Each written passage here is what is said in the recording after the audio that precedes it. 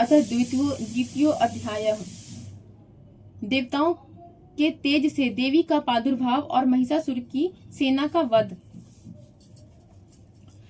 ओम। मध्यम चरित्र के विष्णु, ऋषि, महालक्ष्मी, देवता, उष्णिक, छंद, शाकंभरी, शक्ति, दुर्गा, बीज, वायु तत्व और यजुर्वेद स्वरूप है। श्री महालक्ष्मी प्रसन्नता के लिए मध्यम चरित्र के पाठ में इनका विनियोग है। मैं कमल के आसन पर बैठी हुई प्रसन्न मुख वाली महिषासुर मर्दिनी भगवती महालक्ष्मी का भजन करती हूँ, जो अपने हाथों में अक्षमाला, फरसा, गदा, वान, वज्र, पद, धनुष, कुंडिका, दंड, शक्ति, खड्ग, ढाल, शंख, घंटा, मधुपात्र, शूल, पास और चक्र धारण करती हैं। ऋषि कहते हैं, पूर्व काल में देवताओं और असुरों में पूरे 100 वर्षों तक घोर संग्राम हुआ।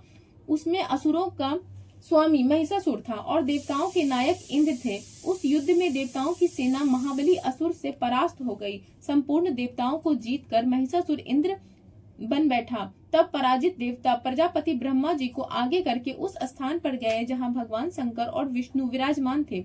देवताओं ने महिषासुर के पराक्रम तथा अपनी पराजय का यथावत वृतांत उन दोनों देवेश्वरों से विस्तार पूर्वक कह सुनाया। वे बोले, भगवान, महिषासुर सूर्य, इंद्र, अग्नि, वायु, चंद्रमा, यम, वरुण तथा अन्य देवताओं के भी अधिकार छीनकर स्वयं ही सबका अधिष्ठाता बन बैठा है। उस दुरात्मा महिष ने समस्त देवताओं को स्वर्ग से निकाल दिया। अब वे मनुष्यों की भांति पृथ्वी पर विचरते हैं। दैत्यों की यह सारी करतूत हमने आप लोगों से कह सुनाई। अब हम आपकी ही शरण में आए हैं। उसके वध का कोई उपाय सोचिए। इस प्रकार देवताओं के वचन सुनकर भगवान विष्णु और शिव ने दैत्यों पर बड़ा क्रोध किया। उनकी भौहें तन गई और मुंह टेढ़ा हो गया। तब अत्यंत कोप में भरे हुए चक्रपाणी श्री विष्णु के मुख से एक महान तेज प्रकट हुआ। इसी प्रकार ब्रह्मा, शंकर तथा इंद्र आदि अनन्य देवताओं के शरीर से भी बड़ा भारी तेज निकला। वह सब मिलकर एक हो गया।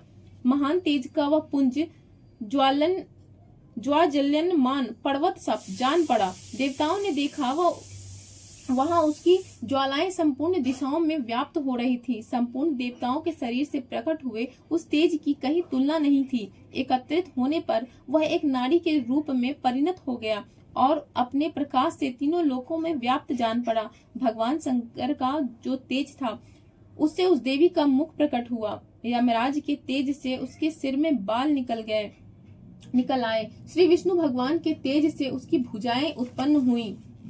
चंद्रमा के तेज से दोनों स्तनों का और इंद्र के तेज से मध्य भाग कटि प्रदेश का प्रादुर्भाव हुआ। वरुण के तेज से जंघा और पिंडली तथा पृथ्वी के तेज से नितंब भाग प्रकट हुआ। ब्रह्मा के तेज से दोनों चरण और सूर्य के तेज से उसकी उंगलियां हुई। वासुओं के तेज से हाथों की उंगलियां और कुबेर के तेज से नासिका प्रकट हुई। उस देवी के दांत प्रजापति के तेज से और तीनों नेत्र अग्नि के तेज से प्रकट हुए। उसकी भौहें संध्या के और कान वायु के तेज से उत्पन्न हुए थे। इसी प्रकार अनन्य देवताओं के तेज से भी उस कल्याणमयी देवी का आविर्भाव हुआ। तदंतर समस्त देवताओं के तेज पुंज से प्रकट हुई देवी को देखकर महिषासुर के सताए हुए देवता बहुत प्रसन्न हुए। पिनाकधारी भगवान शंकर ने अपने शूल से एक शूल निकालकर उन्हें दिया। फिर भगवान विष्णु ने भी अपने चक्र से चक्र उत्पन्न करके भगवती को अर्पण किया। वरुण ने भी शंख भेंट किया। अग्नि ने उन्हें शक्ति दी और वायु ने धनुष तथा बाण से भरे हुए 2 तरकस प्रदान किए। सहस्त्र नेत्रों वाले देवराज इंद्र ने अपने ब्रज से ब्रज उत्पन्न करके दिया और एरावत हाथी से उतारकर एक घंटा भी प्रदान किया। यमराज ने काल दंड से दंड, वरुण ने पास, प्रजापति ने स्फटिक काक्षिकी माला तथा ब्रह्मा जी ने कमंडलू भेंट किया। सूर्य ने देवी के समस्त रोम कूपों में अपनी किरणों का तेज भर दिया।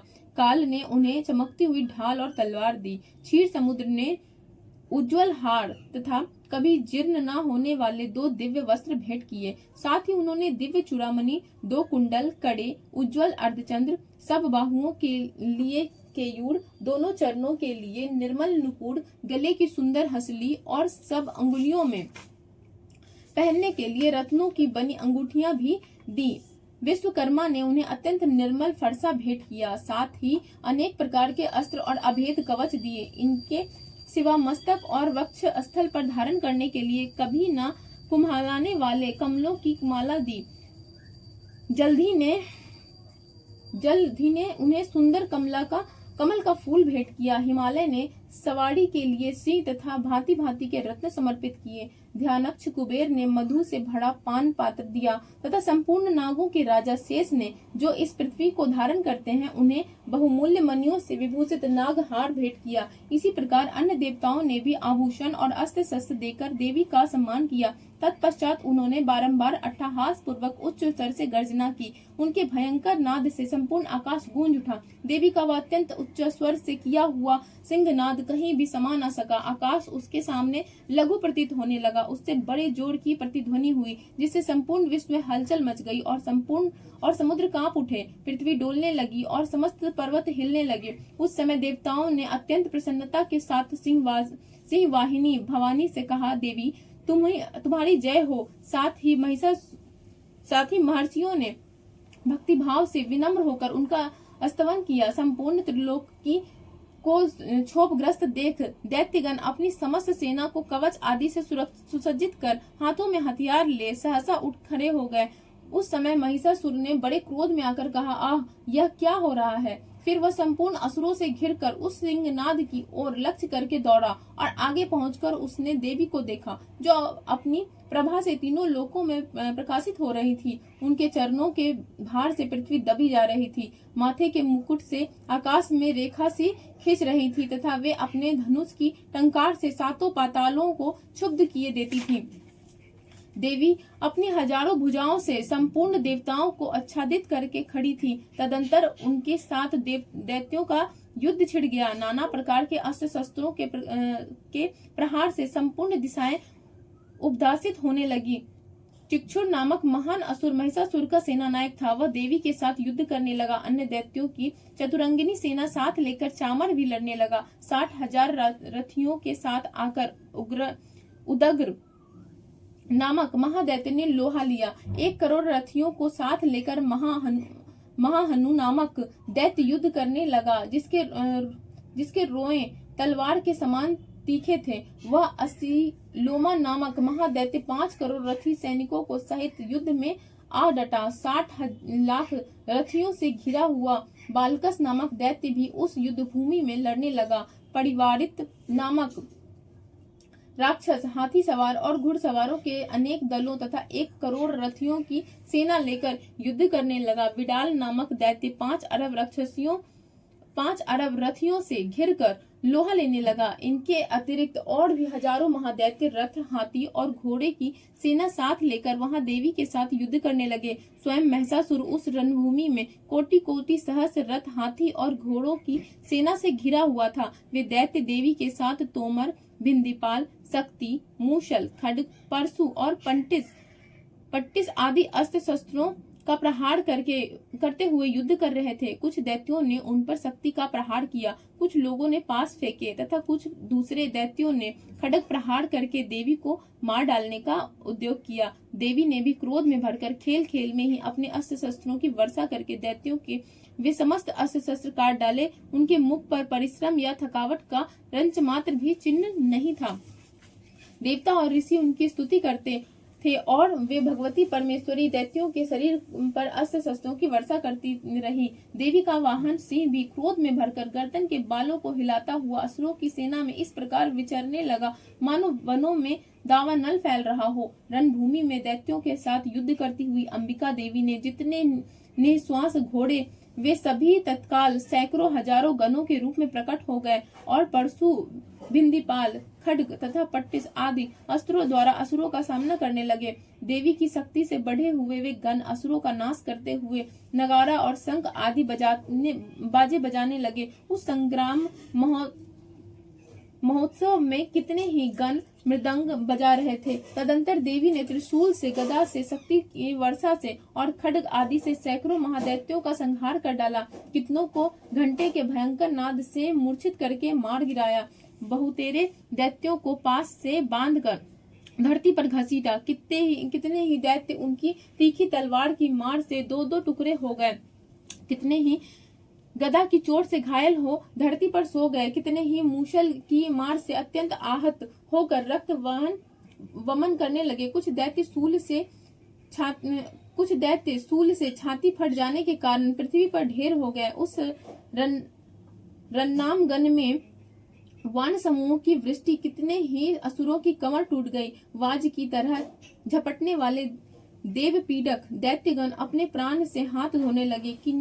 किन्हीं की बाहें छिन्न भिन्न हो गई, कितनों की गर्दन कट गई, कितने ही दैत्यों के मस्तक कटकर गिरने लगे। कुछ लोगों के शरीर मध्य भाग में ही विदीर्ण हो गए, कितने ही महादैत्य जांघें कट जाने से पृथ्वी पर गिर पड़े। कितनों को ही देवी ने एक बाह, एक पैर और एक नेत्र वाले करके दो टुकड़ों में चीर डाला। कितने ही दैत्य मस्तक कट जाने पर भी गिरकर फिर उठ जाते और केवल धड़के ही रूप में अच्छे अच्छे हथियार हाथ में ले देवी के साथ युद्ध करने लगते थे। दूसरे कबंध युद्धों के बाजों की लय पर नाचते थे। कितने ही बिना सिर के धर हाथों में खड्ग, शक्ति और दृष्टि लिए दौड़ते थे तथा दूसरे महादैत्य ठहरो ठहरो यह कहते हुए देवी को युद्ध के लिए ललकारते थे।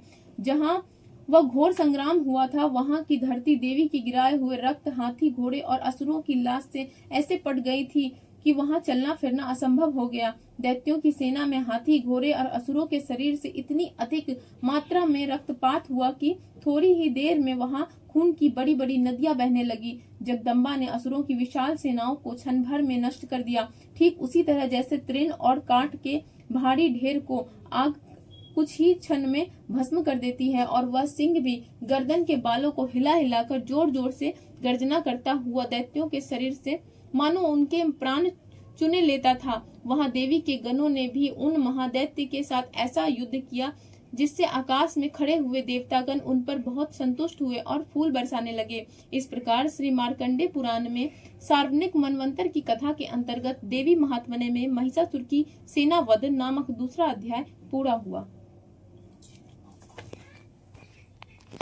और कर वो